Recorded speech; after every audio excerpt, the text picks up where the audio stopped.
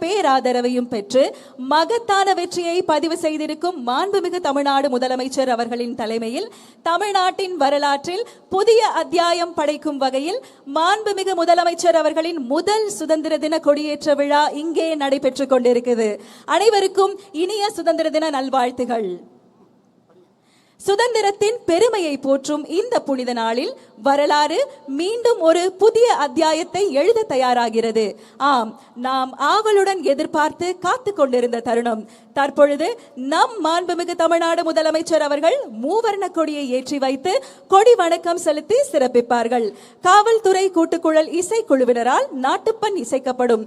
அனைவரும் எழுந்து நிற்குமாறு பணிவன்புடன் கேட்டுக்கொள்கிறோம். May we kindly request all our dignitaries to rise for the national anthem.